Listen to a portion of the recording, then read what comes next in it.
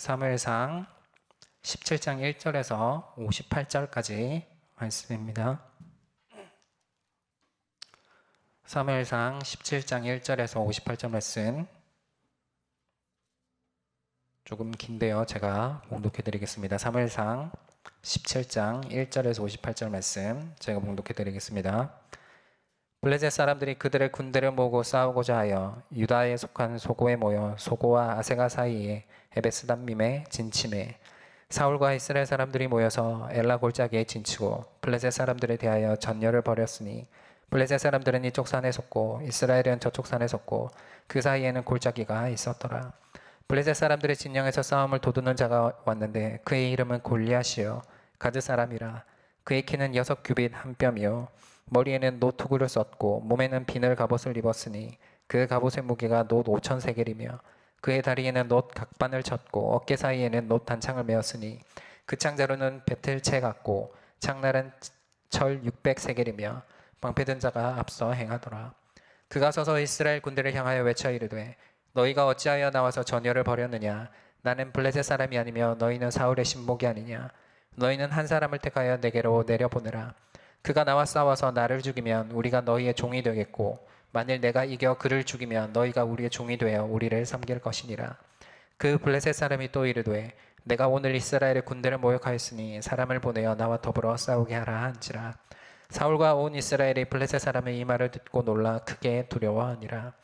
다윗은 유다 베들레헴 에브라 사람 이세라는 사람의 아들이었는데 이세는 사울 당시 사람 중에 나이가 많아 늙은 사람으로서 8 아들이 있는 중 그 장성한 세 아들은 사울을 따라 싸움에 나갔으니 싸움에 나간 세 아들의 이름은 장자 엘리압이요 그 다음은 아비나답이요 셋째는 삼마며 다윗은 막내라.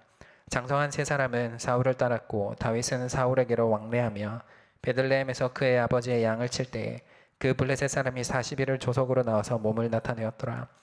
이새가 그의 아들 다윗에게 이르되 지금 내 형들을 위하여 이 볶은 공식 한 에바와 이 떡 10덩이를 가지고 진영으로 속히 가서 네 형들에게 주고 이 치즈 10덩이를 가져다가 그들의 천부장에게 주고 내 형들의 안부를 살피고 증표를 가져오라. 그때 사울과 그들과 이스라엘 모든 사람들은 엘라 골짜기에서 블레셋 사람들과 싸우는 중이었더라. 다윗이 아침에 일찍 일어나서 양 지키는 자에게 맡기고 이새가 명령한 대로 가지고 가서 진영에 이른즉 마침 군대가 전장에 나와서 싸우려고 고함치며 이스라엘과 블레셋 사람들이 전열을 벌이고 양군이 서로 대치하였더라. 다윗이 자기의 짐을 짐지키는 자의 손에 맡기고 군대로 달려가서 형들에게 문안하고 그들과 함께 말할 때에 마침 블레셋 사람의 싸움 도두는 가드 사람 골리앗이라 하는 자가 그 전열에 나서서 전과 같은 말을 하며 다윗이 들으니라. 이스라엘 모든 사람이 그 사람을 보고 심히 두려워하여 그 앞에서 도망하며 이스라엘 사람들이 이르되 너희가 이 올라온 사람을 보았느냐. 참으로 이스라엘을 모욕하러 왔도다. 그를 죽이는 사람은 왕이 많은 재물로 부하게 하고 그의 딸을 그에게 주고 그 아버지의 집을 이스라엘 중에서 세금을 면제하게 하시리라. 다윗이 곁에 서 있는 사람들에게 말하여 이르되 이 블레셋 사람을 죽여 이 이스라엘의 치욕을 제거하는 사람에게는 어떠한 대우를 하겠느냐. 이 할례받지 않은 블레셋 사람이 누구이기에 살아계시는 하나님의 군대를 모욕하겠느냐. 백성이 전과 같이 말하여 이르되 그를 죽이는 사람에게는 이러이러하게 하시리라 하니라. 큰형 엘리압이 다윗이 사람들에게 하는 말을 들은지라. 그가 다윗에게 노를 바라여 이르되 내가 어찌하여 이리로 내려왔느냐. 들에 있는 양들을 누구에게 맡겼느냐. 나는 내 교만과 내 마음의 완악함을 아노니 내가 전쟁을 구경하러 왔도다. 다윗이 이르되 내가 무엇을 하였나이까. 어찌 이유가 없으리이까 하고 돌아서서 다른 사람을 향하여 전과 같이 말하며 백성이 전과 같이 대답하니라. 어떤 사람이 다윗이 한 말을 듣고 그것을 사울에게 전하였으므로 사울이 다윗을 부른지라. 다윗이 사울에게 말하되 그로 말미암아 사람이 낙담하지 말 것이라. 주의 종이 가서 저 블레셋 사람과 싸우리이다 하니 사울이 다윗에게 이르되 내가 가서 저 블레셋 사람과 싸울 수 없으리니 너는 소년이요 그는 어려서부터 용사임이니라. 다윗이 사울에게 말하되 주의 종이 아버지의 양을 지킬 때에 사자나 곰이 와서 양떼에서 새끼를 물어가면 내가 따라가서 그것을 치고 그 입에서 새끼를 건져내었고 그것이 일어나 나를 해하고자 하면 내가 그 수염을 잡고 그것을 쳐 죽였나이다. 주의 종이 사자와 곰도 쳤은즉 살아계시는 하나님의 군대를 모욕한 이 할례받지 않은 블레셋 사람이리까. 그가 그 짐승의 하나와 같이 되리이다. 또 다윗이 이르되 여호와께서 나를 사자의 발톱과 곰의 발톱에서 건져내셨은즉 나를 이 블레셋 사람의 손에서도 건져내시리이다. 사울이 다윗에게 이르되 가라, 여호와께서 너와 함께 계시기를 원하노라. 이에 사울이 자기 군복을 다윗에게 입히고 노투구를 그의 머리에 씌우고 또 그에게 갑옷을 입히매 다윗이 칼을 군복 위에 차고는 익숙하지 못하므로 시험적으로 걸어보다가 사울에게 말하되 익숙하지 못하니 이것을 입고 가지 못하겠나이다 하고 곧 벗고 손에 막대기를 가지고 시내에서 매끄러운 돌 5을 골라서 자기 목자의 제구 곧 주머니에 넣고 손에 물매를 가지고 블레셋 사람에게로 나아가니라. 블레셋 사람이 방패든 사람을 앞세우고 다윗에게로 점점 가까이 나아가니라. 그 블레셋 사람이 둘러보다가 다윗을 보고 업신여기니 이는 그가 젊고 붉고 용모가 아름다움이라. 블레셋 사람이 다윗에게 이르되 내가 나를 개로 여기고 그 막대기를 가지고 내게 나아왔느냐 하고 그의 신들의 이름으로 다윗을 저주하고 그 블레셋 사람이 또 다윗에게 이르되 내게로 오라, 내가 내 살을 공중의 새들과 들짐승들에게 주리라 하는지라. 다윗이 블레셋 사람에게 이르되 너는 칼과 창과 단창으로 내게 나오거니와 나는 만군의 여호와의 이름 곧 내가 모욕하는 이스라엘 군대의 하나님의 이름으로 내게 나아가노라.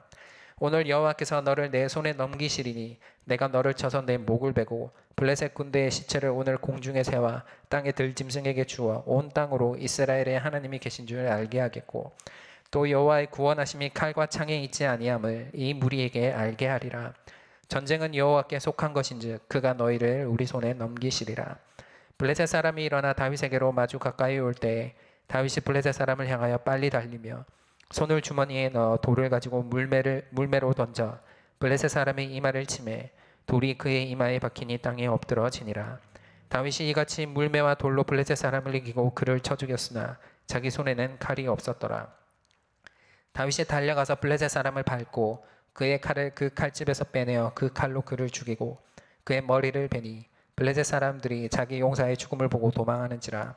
이스라엘과 유다 사람들이 일어나서 소리 지르며 블레셋 사람들을 쫓아 가이와 에그론 성문까지 이르렀고 블레셋 사람들의 부상자들은 사이라임 가는 길에서부터 가드와 에그론까지 엎드러졌더라.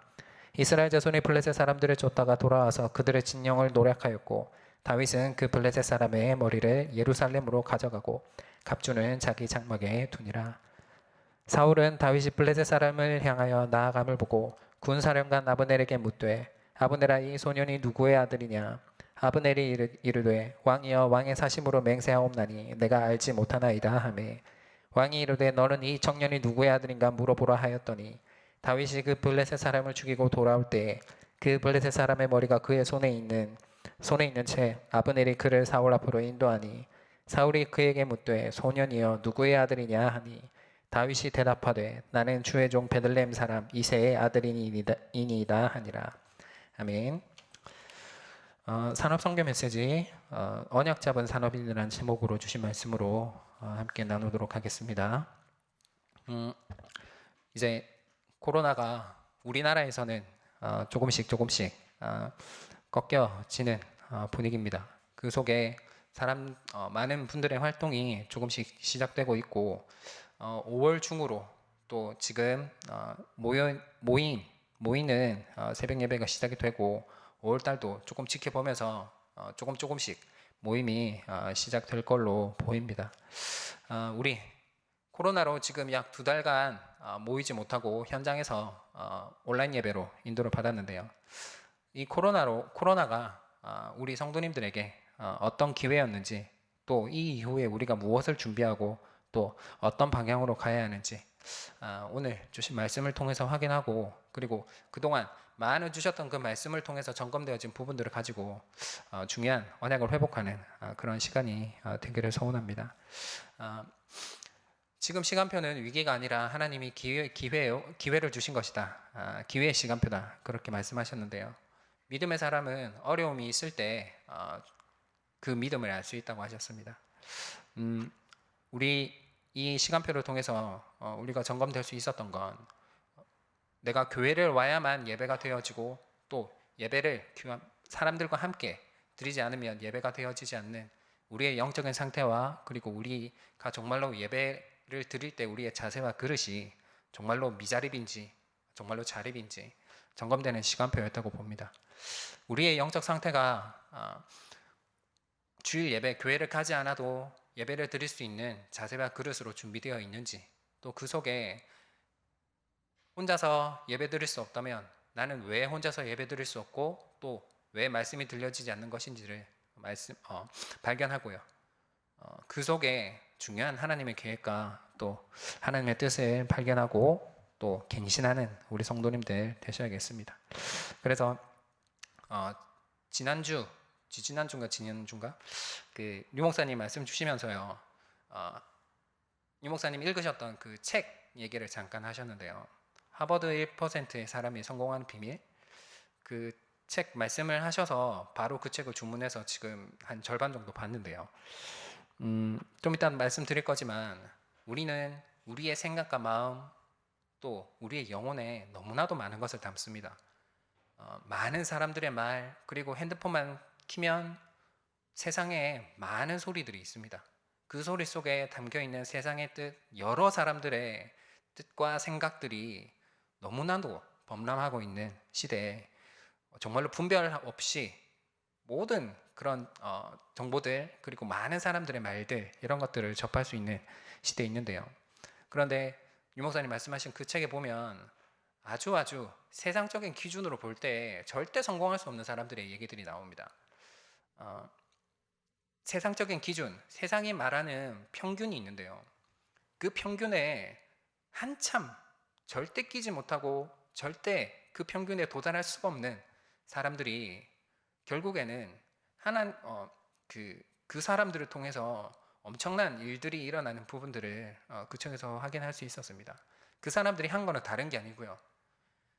완만한 그 평균이라는, 사회에서 말하는 그 평균이라는 그 기준, 그 모든 기준을 차단하고 배제하고요.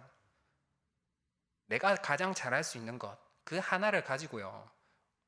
진짜 집중을 하는데 너무나도 놀라운 결과들이 나오게 됩니다.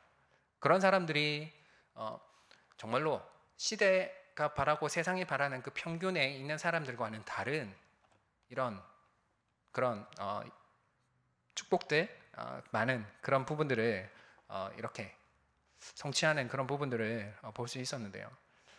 저는 그 책 보면서 어떤 생각이 들었냐면 우리 아이들 그리고 우리 후대들을 볼 때 우리는 우리 아이들 후대들에게 세상의 평균 그리고 사회에서 말하는 갖춰줘야 될 것들이 있습니다.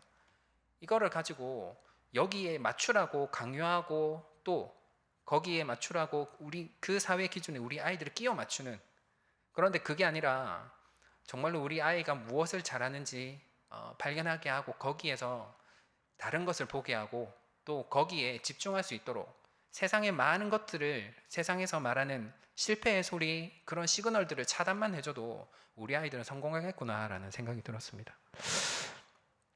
마찬가지로 복음안에 우리가 들어야 될 것, 많은 사람들의 소리는 들어야 되지만 우리가 정말로 들어야 될 것은 하나님의 백성에게 하나님이 주시는 하나님의 음성입니다. 평소에 이 축복을 우리가 누려야겠고, 그리고 코로나 이후에 우리가 준비해야 될 것, 세트를 준비해야 된다. 그렇게 말씀하셨습니다. 그리고 우리가 집중해야 될 것은 전도자의 삶, 62가지의 비밀. 한마디로 말하면 똑같은 것을 봐도 다르게 볼 수 있고 또 그 속에서 하나님의 계획과 하나님의 뜻을 찾아낼 수 있는, 또 하나님이 보기를 원하시고 또 가기를 원하시는 그곳에 아무도 가지 않는 그곳에 갈 수 있는 담대한 믿음과 신앙을 가진 그 한 사람, 노바디의 축복을 평소에 또 코로나 이후에 정말로 이 축복의 증인들이 우리 임마누엘 울산교회 모든 성도님들이 이 증인으로 일어나서 코로나 이후에 또 성전 건축과 함께 하나님이 원하시는 정말로 교회 본질을 로벨하게 회복한 그 교회 증인으로 우리 성도님들이 그 증거를 누리는 축복을 누리기를 소원합니다. 언약 잡은 산업인 오늘 말씀 제목인데요. 중요한 언약을 어떻게 잡느냐, 또 무슨 언약을 잡느냐, 다른 것이 아니라 정말로 코로나 이후에 이전과는 다른, 늘 듣던 말씀인데 또 다른 미래를 향한, 코로나 이후에 나를 향한, 또 현장을 향한 하나님이 주시는 음성을 듣고 그 언약을 붙잡는 우리 성도님들 되셨으면 좋겠습니다. 그래서 반드시 해야 되는 것 세 가지를 말씀하셨습니다. 평상시에 서밋 타임, 그리고 두 번째로 개인 특별 시간과, 그리고 언약의 여정을 말씀하셨는데요. 평상시에 이 서밋 타임을 누려야 된다. 이번 주 강단의 중요한 말씀 중 하나였는데, 결국에는 우리의 생각과 마음이 다른 것을 다 차단하고 하나님과 1대1로 정말로 하나님이 함께 하시는 그 축복을 깊이 누릴 수 있는 힘이 있냐는 겁니다. 제가 이렇게 보니까, 저 자신을 놓고 보니까, 이렇게 코로나 가운데서 처음에는 이제 집에만 있는 게, 저는 사실은 이제 집에 있는 것을 되게 좋아하는 그런 영적 문제가 있어서 처음에는 조금 좋은 게 있었습니다. 그런데 시간이 갈수록 집에 있는데도 이게 안 편한 겁니다. 그러면서 기도하면서 이 시간표에 하나님이 내게 원하시는 것이 뭘까 기도하는데 주신 하나님의 음성들이 있었어요. 그래서 평소에 돌아보지 못했던 부분들을 회복하고 또 제 삶의 규모도 다시 회복하는 중요한 그런 시간들을 가졌는데, 정말로 하나님이 함께 하시는 그 축복들, 그리고 하나님이 주시는 영적인 힘을 회복하는 이런 우리 환경에 진짜 하나님 음성을 듣지 못하게 하는 많은 것들이 있습니다. 우리도 알지 못하는, 우리가 느끼지도 못하고 또 우리가 볼 수도, 알게 모르게 우리에게 와 있는 하나님의 음성을 듣지 못하게 하는 우리 환경과 많은 것들이 있는데요. 그것을 차단하고 그 속에 똑같은 것을 봐도 하나님의 뜻과 계획을 볼 수 있는 그런 영적인 눈과 힘을 회복할 수 있는 그런 서밋 타임, 하나님 자녀에게, 하나님의 백성에게 주시는 이 당연한 힘을 우리가 평소에 누리고 회복해야겠습니다. 이게 없으면 어디를 가서도 쓸모없는 사람이 되어진다, 그렇게 말씀하셨습니다. 참 무서운 말인데요. 정말로 영적인 힘이 있다면 어떤 현장에서도 환경과 상관없이, 어떤 사람, 문제, 또 상황에 상관없이 그 현장을 살리는 축복의 사람으로 하나님이 인도하실 줄 믿습니다. 그 축복의 증인으로 우리를 부르셨고, 그 축복의 증인으로 언약의 여정을 갈 때 하나님은 그 축복의 증인을 통해서 하나님의 살아계신가, 그리고 하나님이 역사를 성취하십니다. 그 축복을 누리는 성도님들 되셔야겠고, 그리고 두 번째로 개인 특별 시간을 가져야 된다. 서밋 자세를 준비해야 된다. 그렇게 말씀하셨습니다. 서밋 자세, 우리가 준비해야 될 자세는 결단이다. 강사모 목사님 그렇게 말씀하셨습니다.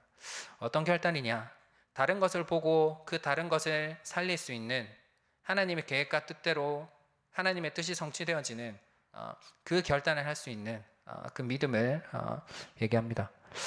올바른 서밋의 자세, 정말로 다른 것이 아니라 비록 손해가 올지라도 세상 기준으로 볼 때 누가 봐도 아니더라도 하나님이 맞다고 하면 갈 수 있는 그 믿음의 사람, 그 언약을 잡은 우리 성도님들 되시기를 소원합니다. 그리고 그 사람이 갈 때 그 사람의 여정이 언약의 여정으로, 또 작품으로 하나님이 영광 받으십니다. 언약에는 반드시 여정이 있다고 하셨고 거기에는 작품이 나온다, 그렇게 말씀하셨습니다. 계속 코로나 기간에 강사모 목사님 캠프 메시지 계속 이렇게 볼 수 있도록 해주셔서 이렇게 계속 메시지를 계속 듣는데요. 코로나 이후에 이제 우리 유치부 기관과 또 내가 있는 현장, 그리고 지금 하나님이 열어주신 문들을 통해서 어떻게 캠프에 나갈 것인가라는 부분들이요, 하나님이 너무나 세밀하게 이렇게 보여주시는 것을 확인했습니다. 말씀대로 인도받을 수 있는 중요한 축복들을 발견하고요. 그리고 또 우리 성도님들 현장에 성취되어질 언약의 말씀으로 이 축복들이 중요한 언약으로 회복되어지는 그 축복을 누리는 성도님들 되셔야겠습니다. 이번 코로나를 통해서 이제 기관의 예배가 못 드려지게 되고, 또 이렇게 어떻게 인도를 받을 것인가 이렇게 보면서 그 이제 기관들이 인터넷으로 예배를 드릴 수 있도록 메시지를 녹화해서 올리기도 하고 그렇게 하는데요. 그 이제 온라인으로 예배 영상을 올리고 또 유치부 우리 랩넌트들을 그래도 보기는 봐야 될 것 같은데 어떻게 가서 만나면 될까라는 그런 부분들을 고민하고 있는데요. 그때 딱 들었던 생각이 그런 거였어요. 지금 전 세계적으로 우리나라의 그 코로나 진단 키트가 되게 인기인데요. 세계 사람들이 우리나라의 그 진단 키트를 기다리는 것처럼 영적인 하나님의 말씀이 필요한 유치부 현장에 영적인 구호 물품을 가지고 가야겠다라는 생각이 들어서 그 주에 학원 복음화에 나오는 내용과 그리고 교회 주보와 기도 카드 그리고 우리 유치부 주보와 그리고 우리 아이들이 집에서 이렇게 색칠하고 또 같이 이렇게 쓰면서 활동할 수 있도록 그렇게 영적 구호 물품이라고 이렇게 준비를 해서요. 아이들을 찾아가고 부모님들과 소통이 시작되었어요. 감사한 것은 그렇게 유치부의 모든 가정들 그렇게 소통하면서 그 전에 알지 못했던 그런 가정들의 상황이나 사정들 또 부모님들과 소통하면서 여러 가지 기도 제목들을 발견했는데요. 보니까 응답받는 가정이 있고 그리고 그냥 그 전과 똑같은 가정이 있고 또 많은 어려움이 있는 가정도 발견할 수 있었습니다. 응답받는 가정들은 참 감사하게도 부모님들이 이렇게 아이들과 함께 예배를 같이 드리고 같이 보름하고요. 이렇게 같이 예배할 수 있는 그런 영적인 이런 규모와 그릇들을 어릴 때 잘 갖출 수 있도록 아이들의 눈높이에 맞춰서 아이들에게 잘 이렇게 맞춰주시는 가정들을 볼 수 있었습니다. 참 감사하게 이런 친구들이 또 그 주일날 방영되는 그 영상을 통해서도 확인을 했는데요. 유치원 성교원 다니는 랩넌트가 아빠가 있는 미용실에 오는 손님을 보고 주신 성견에서 주신 전도지를 주고 싶다는 그 마음으로 그 전도지를 드리기도 하고요. 또 그 속에 또 성교를 품는 그런 부분들 또 우리 하면서 그때마다 우리 아이들의 정체성을 확인하는 그런 좋은 시간들이 있었습니다. 제가 늘 유치부 아이들을 만나면 물어보는 게 있습니다. 너무너무 당연한 건데요. 예수님이 어디 계시냐? 너는 누구 자녀냐? 꼭 물어보는데요. 성경원도 못 나오고 예배도 잘 안 나오는 친구들이 예수는 그리스도고 모든 문제 해결자고 나는 하나님의 자녀라는 그 고백들을 할 때 얼마나 감사한지 모릅니다. 많은 어려움 속에 또 우리 유치부 랩런트들이 있는 가정에 있는 부모님들이 대부분 말씀으로 인도받으려고 이렇게 몸부림치는 가운데 또 하나님이 하실 많은 축복들을 확인할 수 있었고 또 어려운 가정들 어떤 부분이 어려운지를 또 발견하고 소통할 수 있는 시간표가 되어서 참 감사했습니다.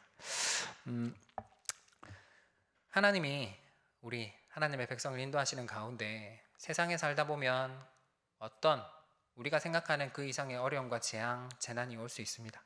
그런데 평소에 우리의 믿음이 준비되어져 있다면 어떤 재앙과 어려움도 문제가 되어지지 않습니다.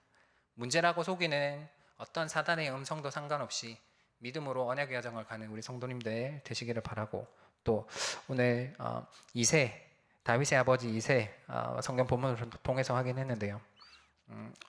정말로 이세가 누렸던 것처럼 언약의 백성이 하나님이 언약의 백성을 향해서 하시는 그 일들을 응답으로 누리는 성도님들 되시기를 바라고 또 다윗과 같은 후대를 세우는 그 축복의 증인으로 우리 성도님들이 응답받는 그 축복을 누리셨으면 좋겠습니다. 본론적으로 어려울 때 그 가장 그 어려운 현장에 헌신을 언제 하느냐? 가장 어려움의 때에 헌신할 수 있어야 된다. 그렇게 말씀하셨습니다. 먼저 어려운 상황이 오면 우리가 가장 먼저 하는 것은 계산을 하게 됩니다. 이런 부분들에 이 정도의 피해가 있을 거니까 나는 이렇게 해야 되고 저렇게 해야 되고 그게 뭐냐면 내가 계산을 한다는 것 자체가 그 문제의 주인이 내가 되는 겁니다. 문제 속에 하나님의 뜻을 발견하고 그 속에 하나님의 뜻과 계획을 따라가는 그 믿음의 사람, 세상과는 다른 구별된 하나님 자녀에게 주신 축복들, 하나님의 뜻과 계획 속에 언약을 붙잡고 가는 언약의 여정을 가는 성도님들 되셔야겠고 그 길을 간다면 그 속에 세상 사람들이 보는 것 말고 하나님이 보길 원하시는 다른 것을 볼 수 있고 또 그 속에 하나님이 주시는 힘을 얻게 됩니다. 그렇게 되면 우리는 계산을 하는 게 아니라 살리는 선택을 하게 됩니다. 먼저 내게 손해가 와도 배려할 수 있고요. 그리고 양보할 수 있습니다. 정말로 안 되어질 수 있는 부분인데요. 하나님 힘을 주시면요. 정말로 그 살리는 배려 선택을 할 수 있습니다. 많은 어려움 속에 또 말씀으로 인도받는 성도님들이 정말로 그 현장에 우리 성도님들을 통해서 하나님이 예비하신 뜻과 계획이 성취되어지는 그 축복을 누리는 비밀을 또 살리는 선택을 통해서 누리시길 바라고, 또 어려움의 때에 오히려 하나님의 뜻과 계획이 우리 성도님들 현장에 성취되어지는 그 축복을 누리기를 소원합니다. 어제요, 그 밤에 제가 그 교회에서 책을 보고 있었어요. 책을 보고 있는데 그 제가 만나고 있는 어려운 분한테 전화가 왔습니다. 그래도 그 전에 제가 전화를 했는데 전화 연결이 안 돼가지고 있었는데 전화가 왔길래 반갑게 전화를 받았더니 지금 병원인데 좀 와줄 수 없냐는 겁니다. 그래서 왜 병원에 계시냐고, 무슨 일이시냐고 여쭤봤더니 하시는 말씀이 뭘 먹다가 식도에 걸렸는데 심정지가 왔었대요. 그래가지고 제가 깜짝 놀래가지고 심정지가 왔었냐고, 지금은 괜찮으시냐고 그랬더니 일단 지금은 괜찮은데 좀 와주셨으면 좋겠다 그렇게 말씀하셔서 일단 갔는데요. 이분이랑 이렇게 얘기를 쭉 하는데 이분이 하신 말씀이 그래요. 왜 살아야 되는지 모르겠고 그냥 죽는 게 더 편할 것 같다. 그리고 내가 죽어야 내 자녀들이 행복할 것 같다 라고 말씀을 하시더라고요. 참 마음이 아팠습니다. 상황이나 환경이 그렇게 느끼게끔 그렇게 되어 있어요. 저 같아도 그랬을 것 같습니다. 그런데요, 그 속에 제가 이렇게 마음속으로 하나님께 기도하면서 하나님 이분에게 어떻게 힘을 드리면 좋을까요? 어떤 말씀을 전해야 할까요? 이렇게 잠깐 속으로 기도하고 있는데 하나님이 제 입술을 통해서 그분에게 말씀을 주셨어요. 또 제 잠깐 간증을 잠깐 나눴는데요. 그분 말로 자기도 자기가 왜 살아났는지 모르겠대요. 심정지가 왔었는데 지금 뭐 이렇게 식도가 안 좋고 그래가지고 말씀도 어려워하시는데 거기에 생사화복의 주권자이신 하나님이 우리의 생명을 주관하고 계시고 모든 생명의 주인은 하나님이시기 때문에 우리가 마음대로 죽고 살고도 우리 마음대로 할 수 없다. 그러면서 더 힘을 내셔야 된다. 그래도 사셔야 된다고 말씀드리니까 이분이 하시는 말씀이 그러면 내가 살아야 될 이유를 10가지만 말해달래요. 그래서 그렇게 말씀드렸죠. 10가지 이유, 어떤 100가지 이유를 들어도 절대 그것과는 상관없는 더 큰 이유는 하나님이 우리 성도님의 주인이시기 때문에 어떤 이유도 이유가 되지 않는다. 그래서 더 사셔야 되고, 그러면서 제 간증을 잠깐 드렸는데요. 이분이 5살짜리 딸이 있는데 지금 같이 안 살아요. 지금 코로나 때문에 지금 만나지도 못하고 있는데 이 딸이 엄마 없이 살아가 만약에 그렇게 될 거를 생각하니까 너무너무 마음이 아픈 겁니다. 그래서 그렇게 말씀드렸어요. 제가 어릴 때 아버지와 많은 갈등이 있었고 아빠가 없었으면 좋겠다라고 생각을 했었다. 내 모든 삶의 문제와 그리고 내 인생이 이거밖에 안 되는 이유가 모든 내 원망의 대상이 아버지였는데 내가 나중에 복음을 알고 이렇게 복음의 눈으로 나를 보고 아버지를 보고 우리 가문을 보니까 그것이 우리 아버지의 때문도 아니고 누구의 잘못도 아닌 하나님을 떠나면 이렇게 될 수밖에 없는 것이다 라는 것이 보여줬고, 그리고 지금 그때 뭔가 아버지가 잠깐 위험할 때도 있었지만 지금 계셔주는 것만으로도 나는 너무 감사하다 그렇게 말씀을 드리고는 우리 딸 그리고 그 분이 아들도 있는데 그냥 힘드셔도 엄마의 자리에 그냥 계셔만 달라. 꼭 부탁드린다 그렇게 말씀을 드렸습니다. 그랬더니 이분이 알겠다고 하시면서 제가 그 성경에 가장 고난을 많이 당한 사람 중에 한 명인 욥에 대한 말씀을 잠깐 드렸어요. 이런저런 하나님이 사단이 욥의 믿음을 하나님의 허락을 받아서 욥의 믿음을 시험하는데 그 가운데서도 믿음을 잃지 않았던 욥은 나중에 모든 것을 회복하는 그런 응답을 누리게 된다. 지금 당장 어려움도 과정이고 다 시간표가 있는데 이 지금 심정지 돼서 까딱하면 목숨을 잃을 뻔한 상황이었는데 살아났지 않냐. 나도 아파트 35층 아니 저기 15층 높이에서 떨어졌는데도 안 죽고 지금 살아 있다. 하나님의 계획이 있고 그리고 분명한 하나님이 우리 성도님 인도하고 계시니까 힘드셔도 그렇게 잘 계셔달라 그렇게 말씀을 드렸더니 알겠다고 하시고 제가 집에 오고 있는데 문자가 왔어요.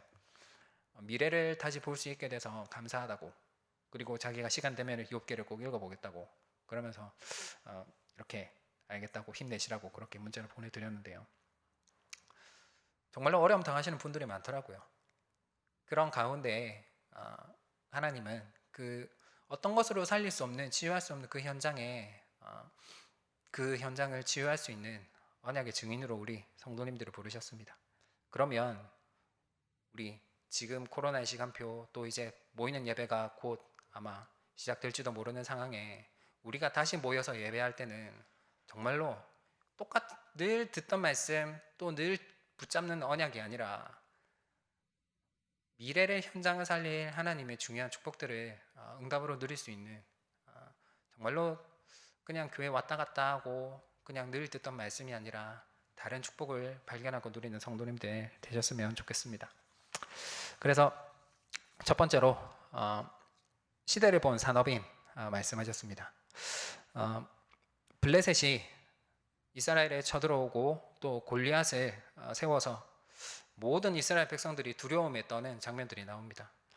저는 이 본문 읽으면서 어떤 생각이 들었냐면 지금 우리 현장에 많은 이런 흑암으로 공격하고 있는 또 침략당한 우리 사람 현장을 생각했고요.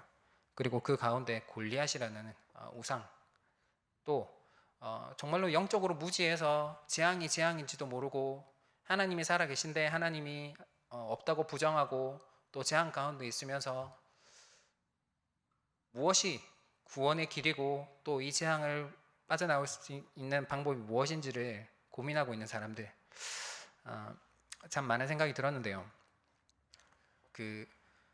얼마 전에 제가 드라마 방법이라는 그 드라마를 이렇게 쭉 보게 되었는데요. 보신 분들 계신지 모르겠는데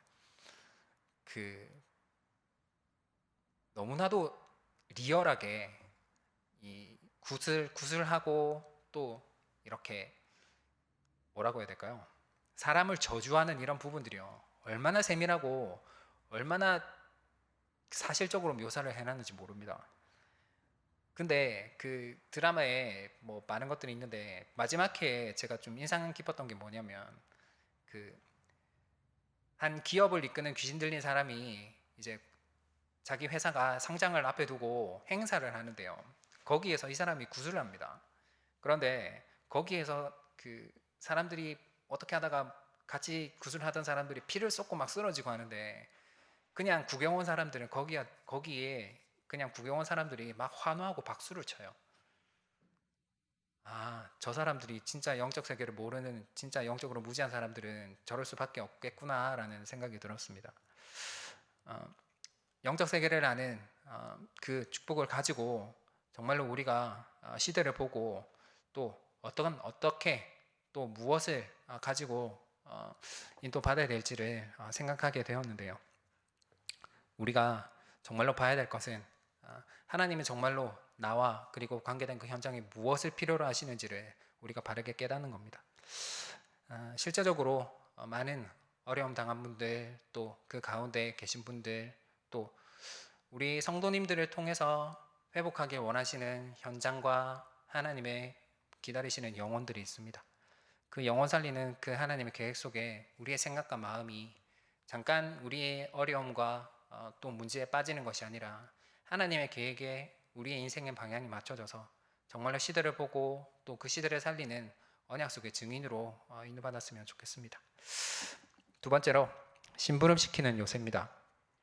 심부름시키는 이새입니다.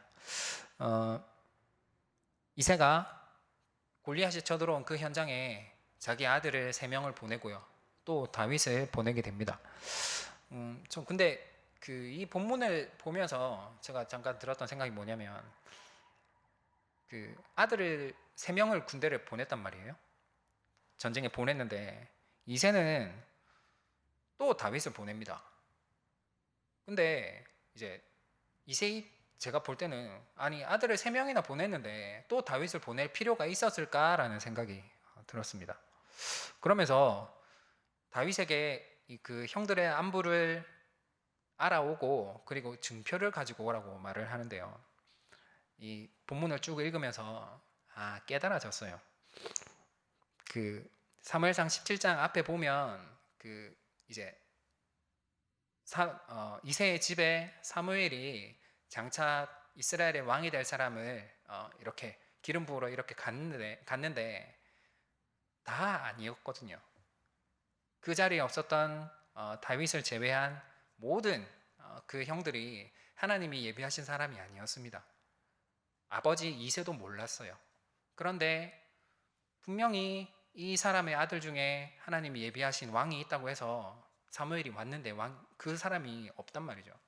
그렇게 있는데 이제 아들이 이게 답니까? 라고 사무엘이 물어보니까 이새가 그제서야 아들이 한 명 더 있는데 지금 오라고 하겠다. 그래서 왔더니 그 다윗이 하나님 예비한 사람이었던 거예요. 그 말은 다윗은 그 집안에 그리고 또 그 집안에서 주류가 되지 못하고 평균 이하였던 많은 축복받는 사람들 또 그 가정 안에서 인정받지 못하던 그런 상황이었는데 하나님이 그 다윗을 이렇게 사무엘이 그 나라의 최고가는 지도자가 형제들과 아버지가 보는 그 앞에서 기름을 부었단 말이죠. 그리고는 그 뒤에 이제 사울 왕이 다윗을 불러서 수금을 타게 하고 악신이 떠나가는 것을 보게 됩니다. 이새가 다윗을 이렇게 보내면서 사울에게 줄 여러 예물과 양과 이런 부분들을 챙겨주는 이런 부분들을 보고는 분명히 이새도 들었겠죠. 다윗이 수금을 탔는데 사울에게 들렸던 악신이 떠나갔다는 얘기를 들었을 겁니다. 그러고 있는데 전쟁이 터졌고 아들 3명이 군대에 가 있습니다. 그런데 이새는 자기 아들 다윗을 부릅니다.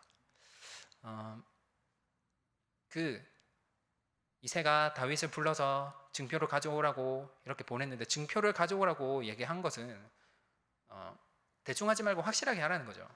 그런데 그 이새의 또 뜻에 맞게 그 뒤에 다윗이 뭐라고 고백하냐면 골리앗의 현장을 보게 되고 담대하게 하나님의 뜻을 얘기를 하는데 사람들이 막 뭐라고 하니까 왜 제게 이유가 없겠습니까? 라고 얘기를 합니다. 다윗에게 증표를 가져오라고 했던 굳이 다윗을 보냈던 이새의 믿음과 다윗의 믿음이요 이렇게 연결되는구나 라는 그런 생각이 들었어요. 많은 우리 지금 성도님들 또 자녀를 키우고 있고 또 우리 자녀들이 어리고 또 우리 교회가 237 살리는 렘넌트 서밋을 세우는 그 기도 제목을 가지고 인도받고 있습니다. 많은 부모님들이 착각하기 쉬운 게요. 이렇게 보니까 아이들의 행복과 그리고 아이들이 성공하는 이런 부분들이요. 부모님이 성공하지 못하고 부모님이 하지 못했던 그런 부분들을 아이에게 많이 주입을 시켜요. 복음 안에 있으면서도 성공의 길을 정해놓고 여기에 맞춰 세상의 기준과 거기에 아이들을 주입시키고요. 여기에 맞추지 못하면 넌 실패자야. 그런데 다윗은 이새의 믿음 그리고 하나님이 다윗을 통해 하시는 것을 본 그 이새는 기도하면서 다윗을 전장에 보냈는데 다윗은 그 시간표에 응답의 증인으로 일어납니다. 정말로 우리 그냥 작은 건데요. 우리 성도님들이 우리 후대들과 그리고 우리 렘넌트들을 볼 때 진짜 이런 믿음과 하나님의 이유를 가지고 또 기도하는 가운데 이런 다윗과 같은 후대들이 세워지기를 소원합니다. 세 번째로 시대 살리는 산업인입니다. 전체를 보라 그렇게 말씀하셨습니다. 그리고 오늘 그리고 지금 나의 자리가 어떤 자리냐를 확인해라 그렇게 말씀하셨는데요. 사람들이 하기 싫어하는 것, 또 가기 싫어하는 것, 또 못하는 것, 이유 있는 하나님이 원하시는 진짜 이유를 가지고 그 모든 것을 성공시키는 성도님들 되셔야겠고, 그러기 위해서 우리에게 무엇이 필요하냐? 바로 갱신입니다. 정말로 안 되어지는, 저도 잘 안 돼요. 그런데 우리 전도사님 중에 한 분이 말씀하셨던 것 같아요. 진짜 갱신할 수 있는 또 실천할 수 있는 힘이 진짜 능력이라고 그렇게 얘기를 했던 것 같아요. 그 말이 진짜 맞는 것 같습니다. 갱신할 수 있는 힘이 내게 있느냐 없느냐, 이번 코로나를 통해서 발견이 되었겠죠. 그러면 우리는 그 속에서 정말로 내가 왜 갱신되어져야 되는지 그 이유를 가지고요. 그리고 정말로 하나님이 원하시는 그릇으로 준비되어질 때 진짜 하나님이 이전과는 다른 축복으로 인도하실 줄 믿습니다. 그것이 시대 살리는 증인이고 시대 살리는 갱신의 축복을 우리 성도님들이 회복하셨으면 좋겠습니다. 결론으로 5가지 시대 말씀하셨는데요. 이새에게 5시대가 왔다 이렇게 말씀하셨습니다. 결론을 묵상하면서 이 5가지 시대가 전도자의 삶이 성취되어지는 62가지의 열매 맺는 삶이다 그렇게 생각이 들었어요. 결국에는 이 이새의 믿음과 또 그 다윗의 후대에게 일하시는 하나님의 응답과 역사를 보고 기도하면서 인도받았던 그 이새가 끝까지 자기 아들을 위해서 다른 헌신이 아닌 영적인 헌신을 하고요. 그리고 기도로 함께하고 동행하는 것을 보게 됩니다. 우리 성도님들이 있는 현장에서도 또 승리해야겠지만 정말로 우리 후대들에게, 렘넌트들에게 우리 아빠처럼 엄마처럼 신앙생활 하면은 진짜 승리하는구나, 영적인 이런 신앙의 모델이 되시기를 바라고 저 역시 그런 축복을 누리기를 원합니다. 이새의 줄기와 뿌리, 이새의 줄기에서 한 싹이 나며 그 뿌리에서 한 가지가 나서 결실할 것이요 그렇게 말씀하셨습니다. 그리고 그 싹에서 하나님이 원하시는 많은 열매들이 일어날 겁니다. 믿음으로 미래를 준비하고 코로나 이후에 많은 축복들을 발견하는 성도님들 되시기를 소원합니다. 우리 성도님들 날마다 또 현장에서 또 가정에서 우리 생각대로 되어지지 않는 많은 것들을 부딪힐 때 우리는 또 낙심할 때도 있고 또 계산할 때도 있고 다른 것에 빠질 때도 있습니다. 그런데 정말로 진짜 그 세상의 평균 또 세상이 원하는 기준을 차단하고 정말로 자기가 무엇을 해야 되는지를 알고 집중한 사람들 중에 카라얀이라는 지휘자가 있습니다. 이 사람을 빼놓고 20세기의 클래식 음악을 말할 수가 없다라고 평을 받는 아주 엄청난 지휘자가 있는데요. 이 사람도 세상이 말하는 학교에서 원하는 다양한 과목들의 평균에 미치지 못하는 사람이었는데요. 이 사람이 나중에 이렇게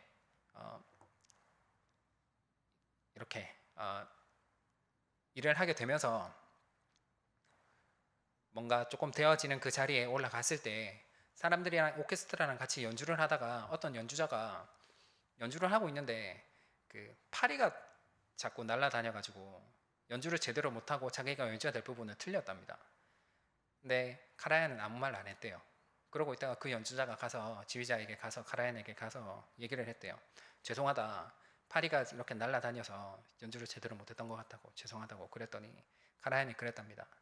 괜찮다고, 그 파리도 같이 연주하게 하라고 그랬답니다. 문제가 온 것 같지만 말씀 주신 대로 그 문제는 정말로 문제가 아닌 겁니다. 정말로 무엇이 문제인지 영적 세계의 비밀을 아는 우리 성도님들이 정말로 문제 앞에 하나님의 살아계심을 나타내고 또 그 축복을 응답으로 누리는 성도님들 되셔야겠습니다. 마지막으로 요한일서 2장 27절에서 29절 말씀 제가 말씀드리고 말씀을 마치겠습니다. 요한일서 2장 27절 29절 말씀입니다. 너희는 주께 받은 바 기름 부음이 너희 안에 거하나니 아무도 너희를 가르칠 필요가 없고 오직 그의 기름 부음이 모든 것을 너희에게 가르치며 또 참되고 거짓이 없으니 너희를 가르치신 그대로 주 안에 거하라. 자녀들아 이제 그의 안에 거하라. 이제 주께서 나타내신 바 되면 그가 강림하실 때에 우리로 담대함을 얻어 그 앞에서 부끄럽지 않게 하려 함이라. 너희가 그가 의로우신 주를 알면 의를 행하는 자마다 그에게서 난 줄을 알리라. 아멘. 영세전에 감추어 두신 복음의 비밀이 또 코로나 이후에 또 다른 축복과 응답으로 발견되어지고 또 체험하는 우리 성도님들 되시기를 소원합니다. 기도하겠습니다. 참 좋으신 하나님 은혜를 감사합니다. 재앙만한 시대에 재앙과 상관없는 언약 성취의 축복이 우리 모든 성도님들의 현장에 일어나게 하시고 300지구의 운동으로 237개 나라 살리는 증거가 일어나게 하시며 또 우리 모든 후대들이 하나님 앞에 올바른 신앙인으로 성장하며 세상 살릴 그릇으로 준비되어질 수 있도록 주님이 인도하시고 역사하여 주옵소서. 주 예수 그리스도의 이름으로 기도드렸습니다. 아멘.